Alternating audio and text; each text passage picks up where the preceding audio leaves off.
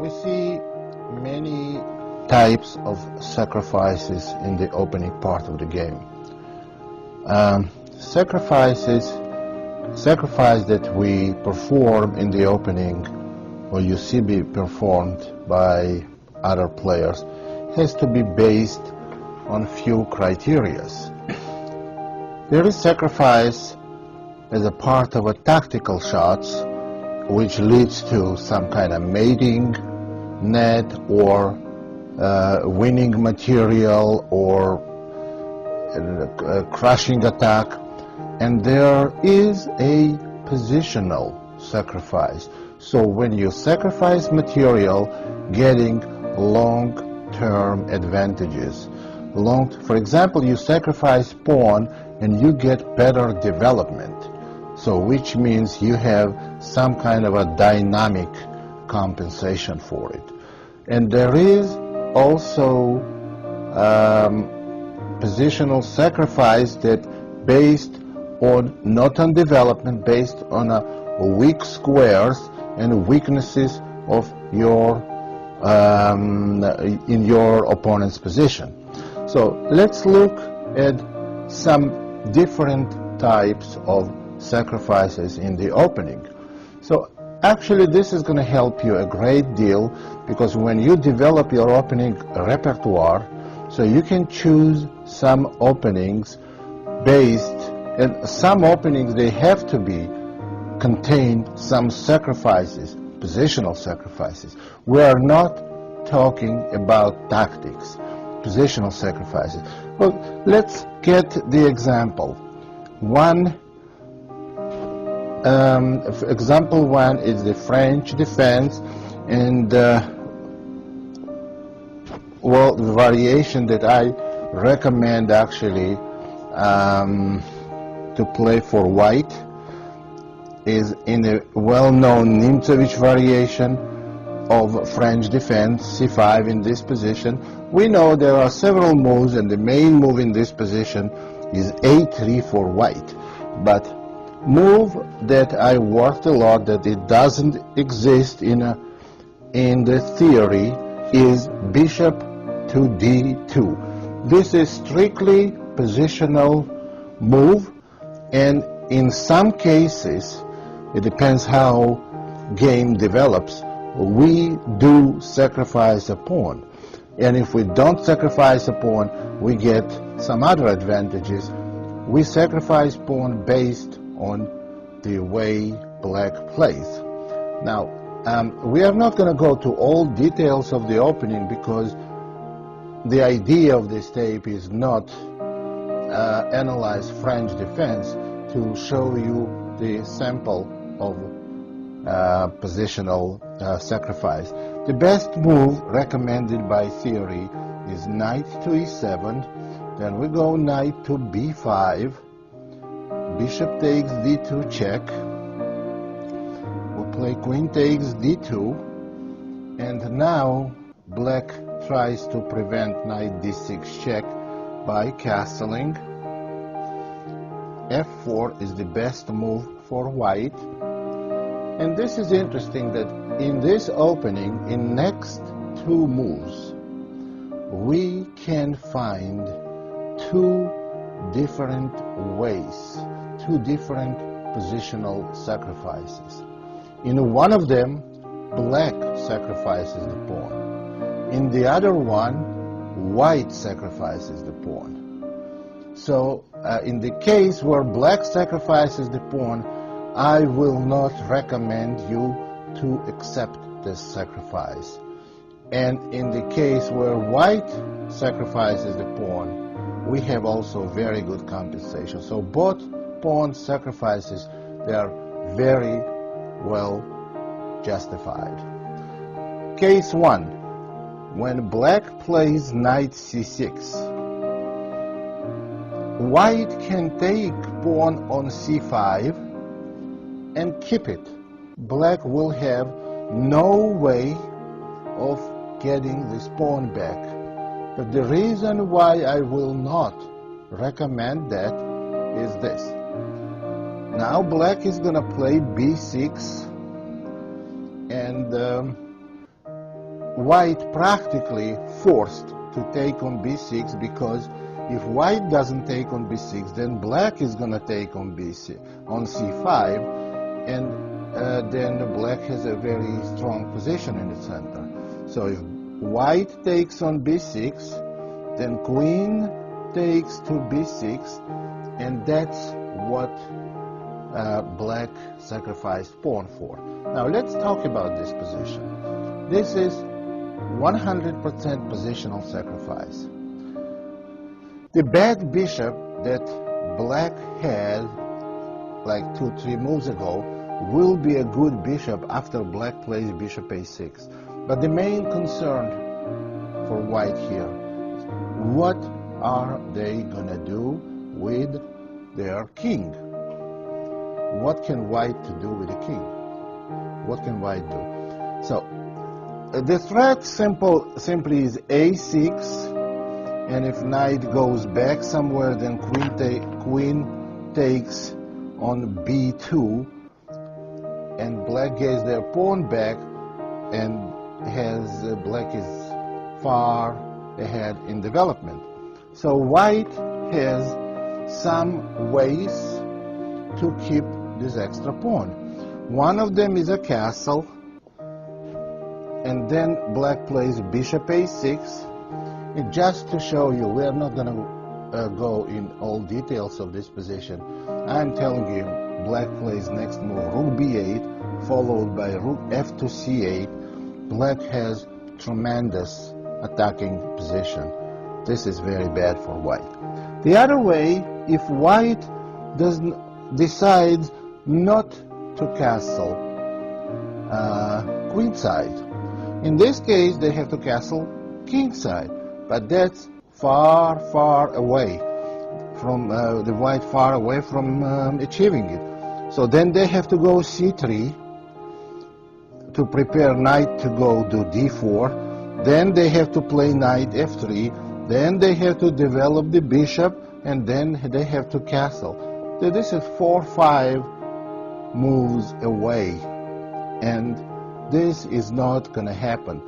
After move c3, black can simply go bishop d7 or bishop a6, and after knight d4, simply bishop takes f1, and there will be no castle for white. And if king takes f1, now black can totally annihilate white's king position.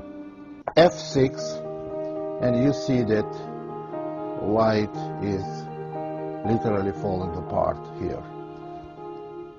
So the pawn sacrifice that black played should not be accepted by white. After knight c6, this is the position. D takes c is a really bad move. So the correct move is knight, the bishop on f1, and knight f3 is the correct move. Now it's white's turn to sacrifice the pawn. Black can go a6, and white must go knight d6, and now black takes on d4. C takes d.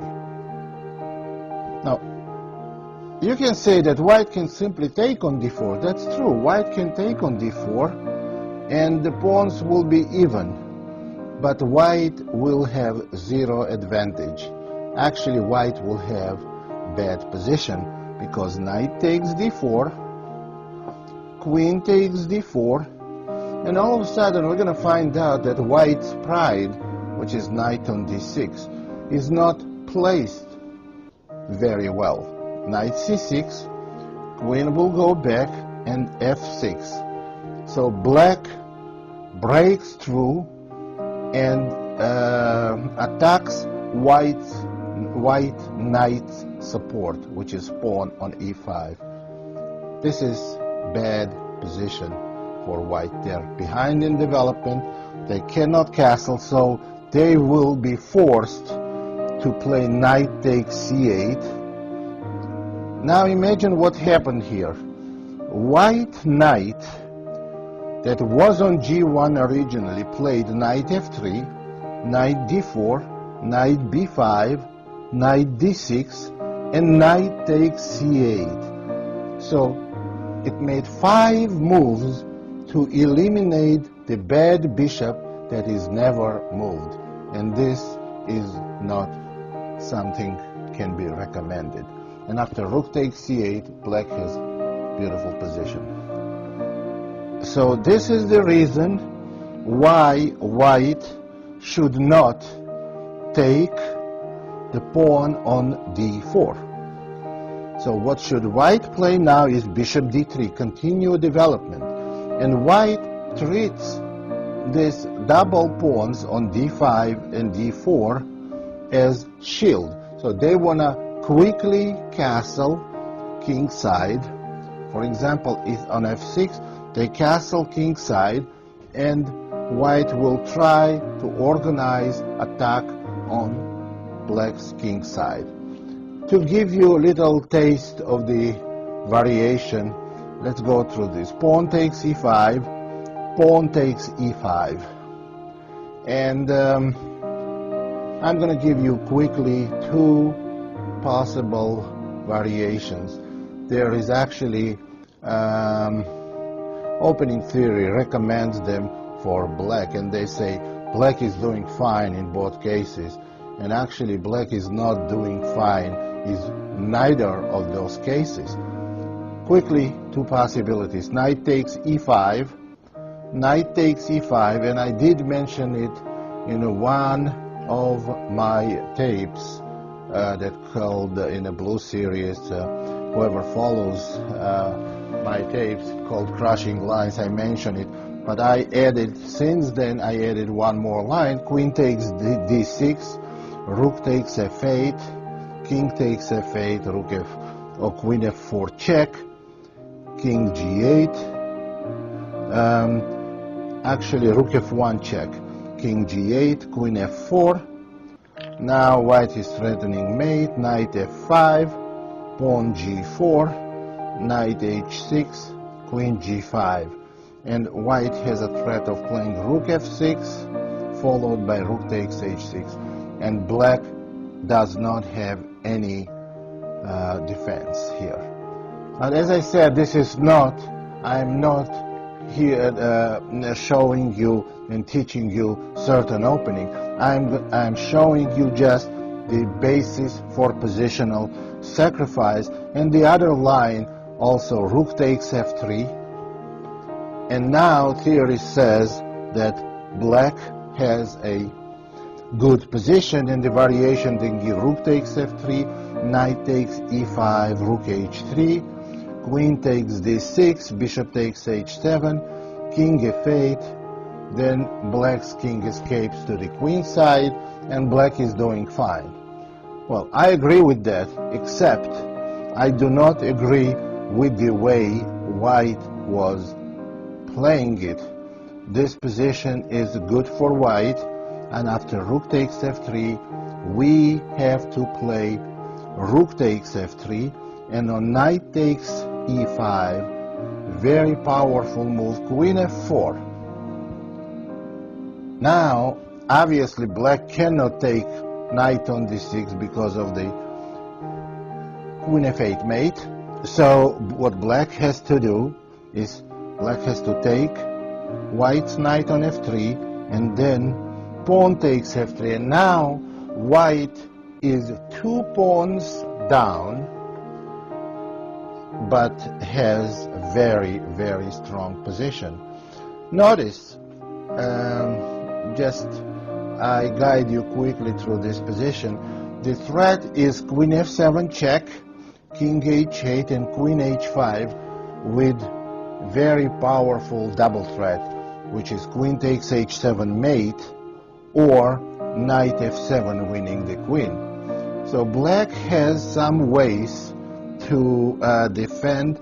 So one of them is bishop f5, knight f5, bishop takes f5, pawn takes f5. And this is very, very strong position for white. they have very strong knight and queen on f4, and rook comes into the game. One of two possible variations. White can go rook e1 or very tricky move king h1. This is kind of additional analysis of the position that is very good for white. And on queen f6, for instance, we can go knight e8, and after queen f7, knight takes g7, knight sacrifice, just wins the game. We see if queen takes g7, then rook g1, and if king takes g7, then rook g1 check wins black's queen in every variation. Variation 1 is on king f6, they go queen h6 check, and now on king e5, rook e1 is a checkmate, and on king e7, rook g7, winning queen, and if king goes to f8, then there is queen d6 check, winning the queen anyway, because on queen e7 we go rook g8 check, and on king e8 rook e1 check. So this is winning, but this is already, we went in a deep analysis. The way you see the positional compensation, just to look at this position. This is the position as a result of our positional sacrifice. Are we really 2 pawns down? No, we're not really 2 pawns down, because d4 pawn of blacks is very weak. And what we have very strong knight on d6 and queen on f4, and our rook is ready to participate immediately and be activated on only open file on the board, which is e1. So, or also the other possibility, as I just mentioned, king h1 and rook to g1, trying for direct attack on black's king. So in both cases, white has a good position. And to mention, after rook e1, we're threatening rook e8, and if black goes bishop d7, white can get already one of their pawns back, still keeping the positional pressure. And now the second pawn on d5 is hanging. So it's not really 2 pawns sacrifice. Black does have 2 pawns, but they definitely cannot keep them both. This is like a variety of 2 different pawn sacrifices, and we see that they can happen for both sides.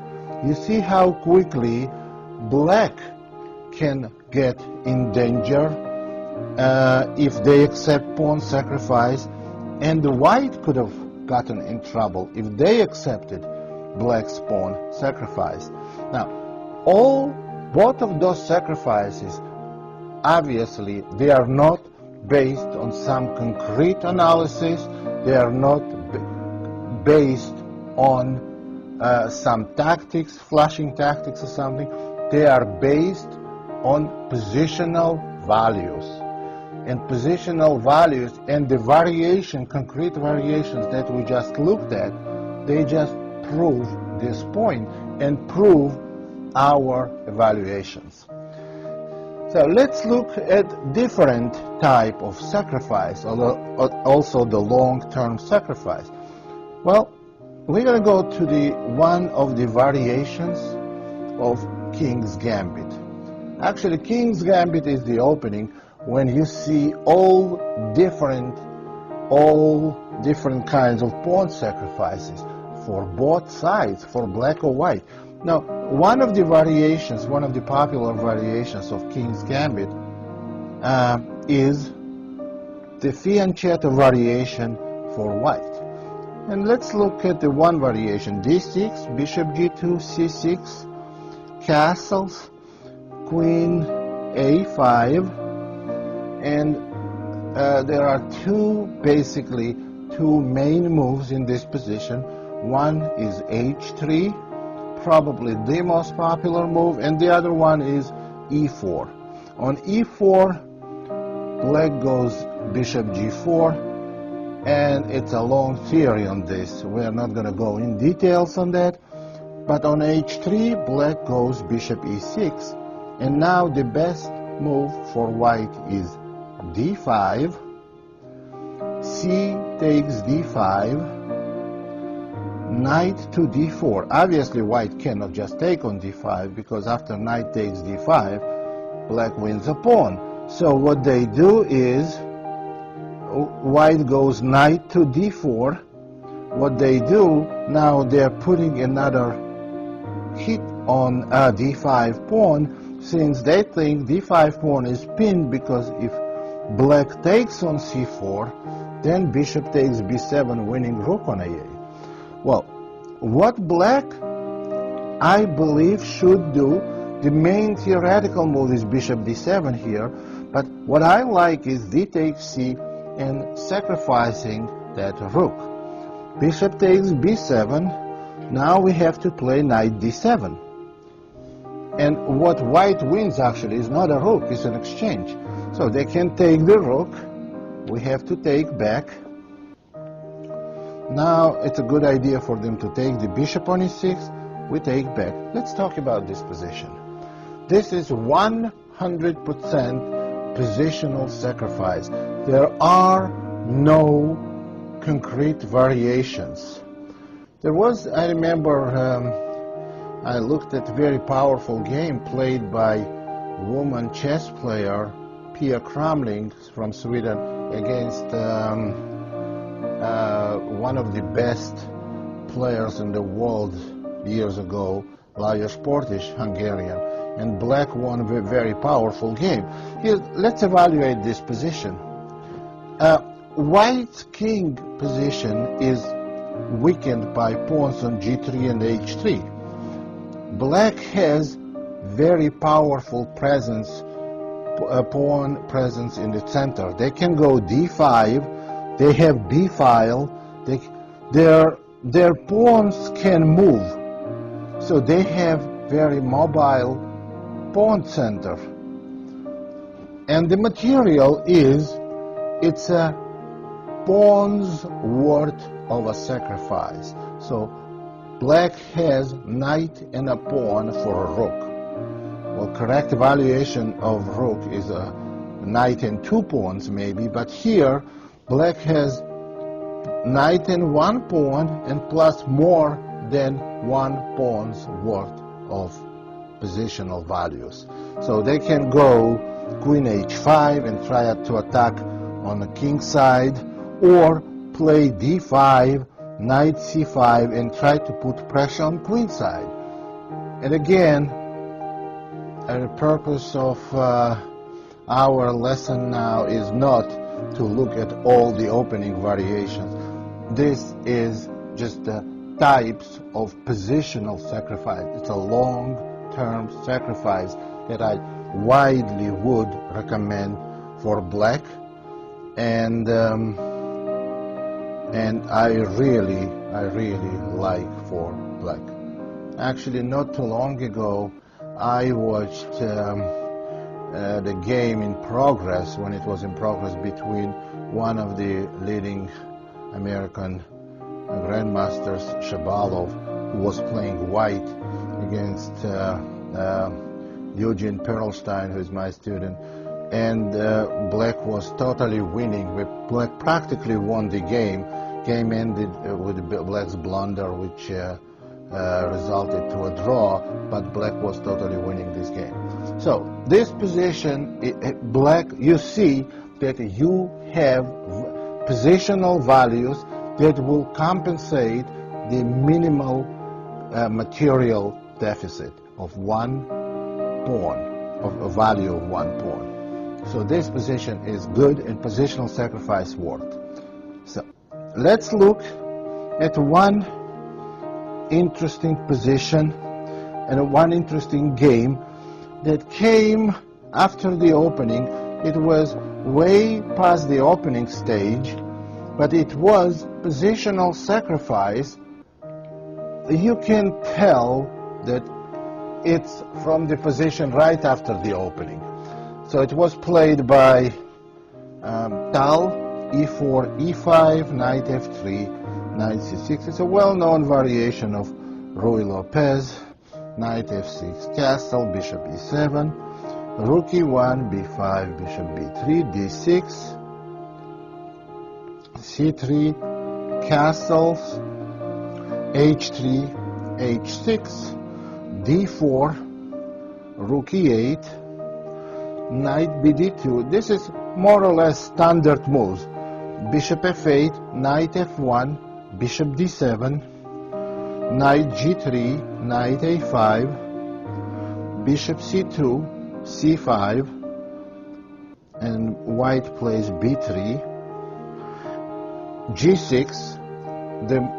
The idea of move g6 to prevent white's knight from coming to f5.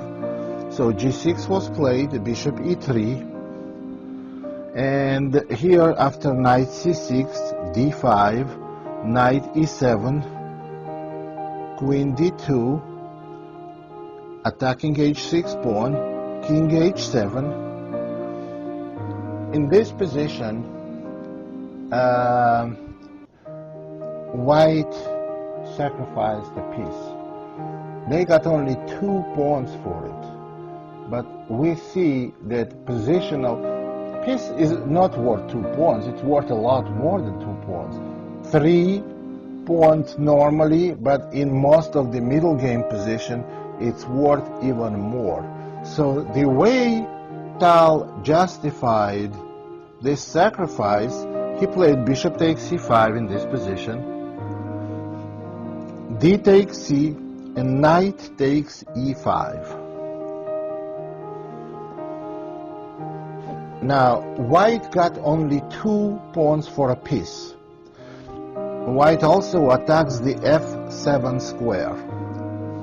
Well, black played interesting move, knight c8, attacking white's knight, and white cannot take pawn on f7 because they're gonna lose second piece. Knight on f7 is trapped.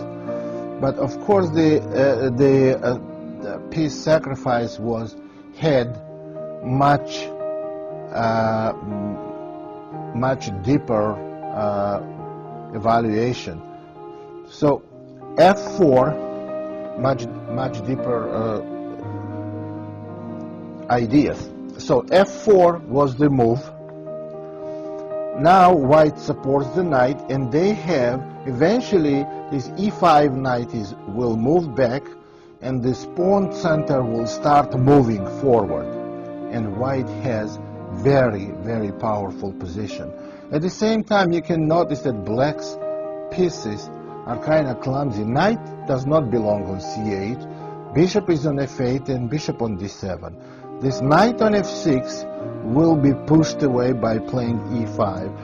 What happened after knight takes e5, knight c8, f4, queen e7, black protects the f7 pawn. Now white played c4, and what happened later in the game, white just removed the knight to f3, played e5, and got totally winning position. Black is totally pushed to the edge of the board, and white won the game. This is 100% positional sacrifice. So this is the type of sacrifices you should look. When you analyze some position, you look for some values, you look for some sacrifices. As I said, sacrifice of a pawn, piece, or whatever material does not always has to be proved or justified by concrete variations. It can be justified with positional values. So next example I want to see here, we're going to go to start position.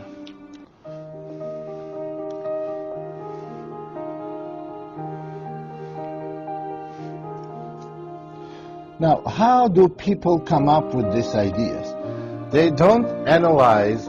Well, computers can do that. They can go through every move and calculate every variation, millions of variations in a second, then they will see which one they like. We don't have these capabilities. And so they have intuition. All this based on intuition. Remember about maybe 60, 70 years ago, in the Marshall and Capablanca era, there was created a gambit in Ruy Lopez, probably most of you know as a Marshall gambit, e4, e5, knight f3, knight c6, bishop b5, a6, bishop a4, knight f6, castle, b5, or bishop e7, which is transposition, rook e1, b5, bishop b3, castle, c3. Now you will see that d6 move is one of the main moves, probably the main move, and d5 is a pawn sacrifice, which is called Marshall attack, and it's played even to our days, even this year, last year, it's still alive and playing. This is the pawn sacrifice. When Marshall invented it, and he played many games with it, and this opening has many different ways black can play. Black has certain compensation for a pawn. He takes the knight takes d5, knight takes e5.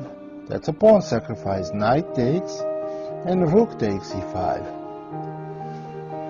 Now this is the key position of Marshall attack. Now this is positional sacrifice.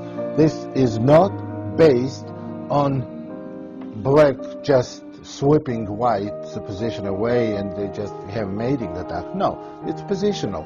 It was played for years by Spassky, by some top players in the world, even in our days. So there are two ways to continue for black. To go knight f6, followed by bishop d6, and when rook moves knight g4 and queen h4, that's how Marshall was playing, actually. And later, in the later years, they started playing c6, supporting the knight, which was hanging, and then going bishop d6 and trying to organize direct attack on king's position. So this is positional sacrifice. Again, we are not going to talk about the value of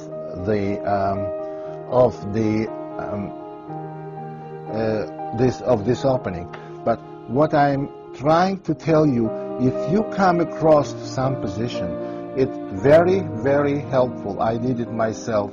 I spent hundreds and hundreds of hours researching some positional sacrifice in the opening and creating innovations, and it was a lot of fun. It's very helpful and extremely beneficial when you play. When you yourself invent some of those sacrifices, or in order to invent something on your own, of course, first you have to know whatever exists there, because you may be discovering something that's already discovered a long time ago.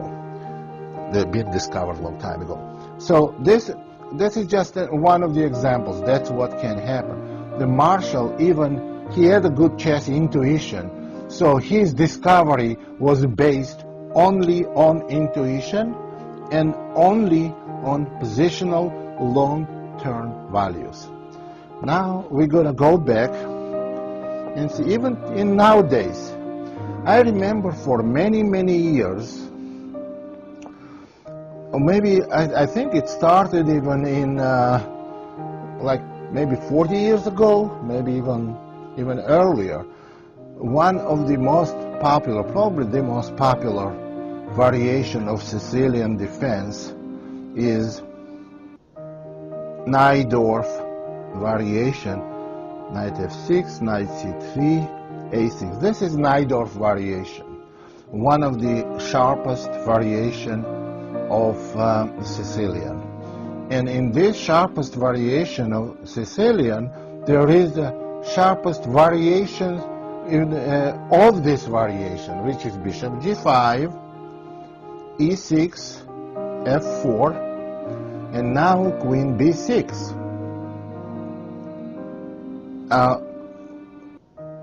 Of course, now attacking b2 pawn, of course, white can play knight b3, but then when black plays queen e3 check and white plays queen e2, this is simple position, and white hardly has any advantage here. But the most competitive move for white here is queen d2, queen d2, queen takes b2, rook b1, and queen a3. This is the positional pawn sacrifice. Black made queen b6, queen b2, queen a3, 3 moves with a queen, and they are obviously behind in development. And there are many sharp variations. It took the best players in the world decades to analyze it, and they still haven't come to any conclusion.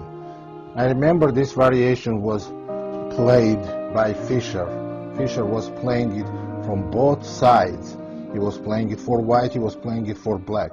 He played in world championship matches, and he played in any international events. And he wouldn't mind this position from both sides, because the diagnosis were inconclusive. So we don't know. White has certain compensation, and black has certain ways to defend position. And again, we are not going to go through this now, but I'm telling you, this is the long-term compensation. This is something is very good to play for both, because when you play for white, you're going to learn the value of initiative. And if you played bad, you lost, you sacrificed pawn, you figure what you did wrong, or get some help to analyzing this position with your computer program or something. Maybe you're going to get some help, but it's very good to evaluate positional sacrifices. Okay, now we're going to have, I want to attract to your attention to different kind positional sacrifice. Positional sacrifice that can be performed in a very early stage of the game. For example, now move 2, move 3. Well, e4, e5, and now if white goes d4, ed, c3. This is one of the positional sacrifice. It's called either North Gambit or Central Gambit. It depends after dc what white plays. They play knight takes c3, or they play maybe even bishop c4, giving another pawn on b2. So this is one of the early stage sacrifice. This is also a good way to learn about initiative. Well, of course, on the other hand, if black does not want to accept the sacrifice, they can go d5, ed, queen takes d5, and cd. But this is different. This is a completely different position. There is no sacrifice happen. Black did not accept the sacrifice. So I am not pro early sacrifice in the opening, like move 2. I want to see that I get some real positional good compensation for it. e4, c5, very interesting, and was popular for quite a number of years. Sicilian gambit. d4, c takes d, c3, d takes c, and knight takes c3. Now, this is the gambit that was widely analyzed. Now let's look at this position and whether we want to accept it, the sacrifice, whether we want to accept this for white to play this position, and whether we want to accept the sacrifice for black. Let's evaluate this position without going to any further analysis. This is position after 3 moves only. White is one tempo ahead in development. Black has 0 weaknesses. Black is going to develop knight c6, d6, e6, knight f6, and bishop e7. White is going to be always a little bit ahead in development. Is it worth central pawn? Well, if you had to evaluate, if you had to give some answer, of course there is always, I'm not sure, I don't know answer. But if your test does not accept I don't know answer, it's something like you play the game and, well, what is the best move? I don't know. You still have to make a move. So should you do it or not?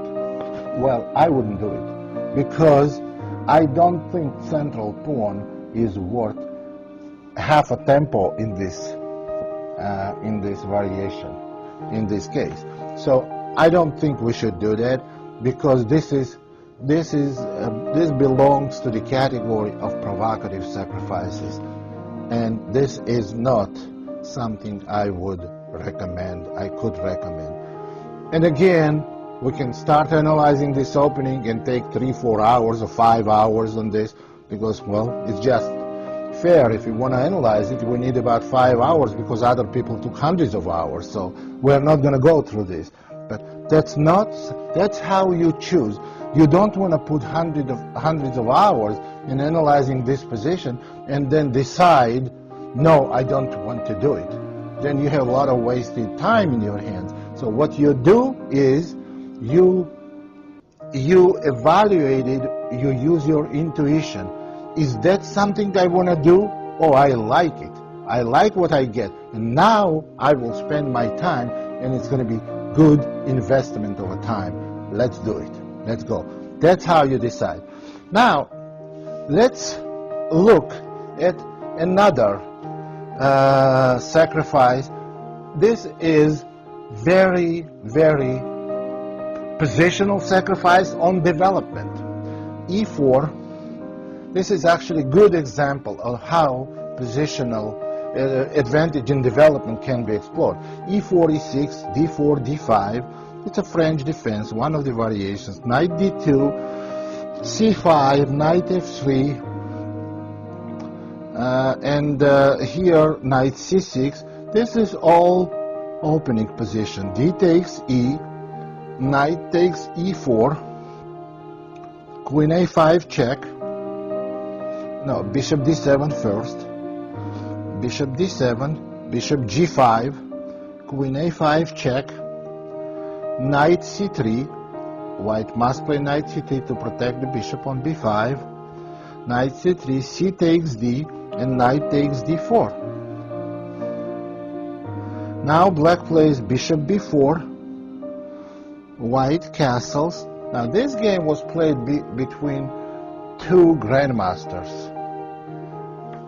After castle, bishop takes c3, pawn takes c3. White has broken pawn structure, but white is ahead in development. White is ahead in development, and, which is more important, black's dark squares are weak. You see, black is missing dark square bishop. In this position, a player with black who's a very strong grandmaster, he obviously we don't have to explain him, and he does not have to be thought to make too many moves with the same piece in the opening is not a good idea, and also developing queen in early stage is not a good idea. But he violated this rule for a concrete reason. He played in this position queen takes c3 because he wanted to dislodge the d4 knight. Now he is attacking the d4 knight. And here white must take advantage of their development. Development, as we know, it's always dynamic factor, because there is a bad piece. For example, if piece is locked in your pawn structure, then it's static advantage. but dynamic. When you're developed, that means that dynamic is matter of timing and tempos. And here, if white simply removes the knight and black keeps developing, they're going to eliminate this dynamic advantage. So, and then white will have nothing. And now, after queen takes c3, white is a pawn down. And also black wants to develop. Knight e7 next move, and knight is hanging. Move chosen by white is extremely powerful. Knight f5, pawn takes, rook e1 check. Well, we can see that knight takes e7 is not acceptable because white simply can take on e7 with a rook and then play queen takes d7 and then also take on e7 the knight with check. So black's response is practically forced, which is bishop e6, and now white plays queen d6. Now let's look at this position. Black cannot continue development. Black cannot play knight e7 because queen takes e7 is a simply checkmate because knight on c6 is pinned.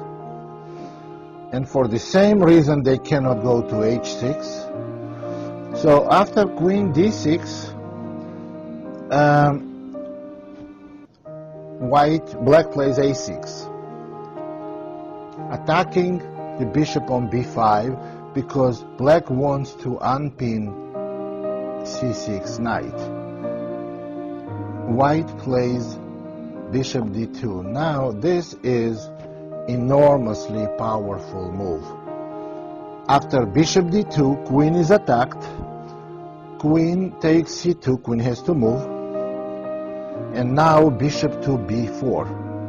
This is taking advantage of the dark squares and creating some critical threats. Pawn takes bishop b5. Now it's 2 extra pieces for black. But after queen f8, king d7, rook a2 d1 check, king c7, queen takes a8, material is even and black is hopelessly lost. Well, right now we are threatening bishop d6, maybe bishop a5. Knight takes b4 is bad because rook c1 wins the queen, and black's position is hopelessly lost. Now, I can assure you that when white sacrificed this knight f5, or especially when they sacrificed the pawn on c3, they haven't seen any of it. But what motivated them is the understanding and intuition that black is not developed and dark squares are very sensitive. And after queen takes c3 and knight f5, they are opening the position, black's position, before black concludes development. Before they finish after ef, rook e1, there is no rook e1, bishop e6 is forced in queen d6. There is no way black can save this position. And that's why, well, rook a1 to d1 is the next move. For instance, if they play knight f6, I'm going to show you one variation, rook d1. What is black's next move? Maybe they can play knight e4? No, that's not possible because queen d8 is a checkmate. It's a checkmate. Rook takes d8 and rook takes d8. You see, the knight is pinned on c6, so it's a checkmate. Well, I don't have to mention that you cannot castle while you are in check, because if you don't know that, then you will have great difficulties understanding anything I said on this tape. Okay, so then so the powerful sacrifice knight on f5 didn't come out of nowhere. It came, white has all the positional basis for it. It's well timed, well executed, and perfectly executed and well thought. So these are good examples of positional sacrifice in the opening. So that's why I recommend you to use these values to work on the opening repertoire and keep this in mind.